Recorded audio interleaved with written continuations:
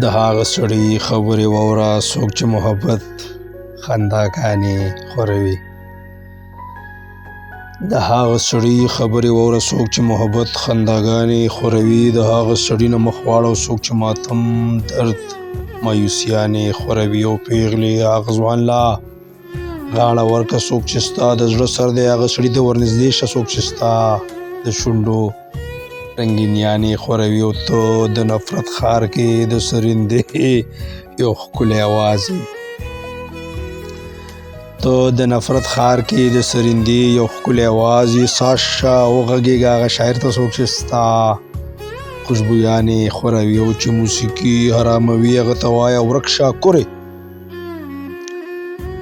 چې موسیقي حراموي هغه ته وایه ورک شه کورې. داسې سړي ته په مخ وتوږه څوک چې حلال حرام جړاګانې خوروي. او د پېښور کابل ترکي د پیغلې ازادۍ سره تړلې ده. دا پټکي ولا وباسه د ښار نه څوک چې په پیغلو پابندیانې خوروي. او دا دنیا ورته جنت کړه څه هغه جنت پسې ړندی مولا. دا دنیا ورته جنت کړه څه هغه جنت پسې ړندی مولا. ورک که دا سړی څوک چې جنت په نوم ځوان کې احساس محرومیانې خوروي. او دا سړی د ښار وباسه دا خو ستا محافظ نه دی.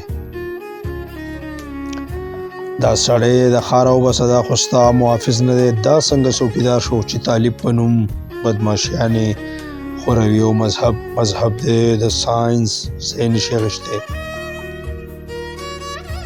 مذهب دی د ساینس ځای نشي اخیستی. مولا بکواس کړي خپل جیب لا دوکې رڼاګانې خوروي. او شاعر هغه نه دی چې داد واخلي جانان او خالصتای. شاعر هغه نه دی چې داد واخلي جانان او خالصتای. شاعر هغه دی چې کام مقدمه وکړي او د شعور هواګانې خوروي. او اخري شعر د مقطع چې صمد خو ستړی شو په جړا جړا خو پښتون نه راپاسي. صمد خو ستړی شو په جړا جړا خو پښتون نه راپاسي. د صمد خو زړه وچېدو په غلام پښتون بیداری له خپلې شاعریانې خوروي.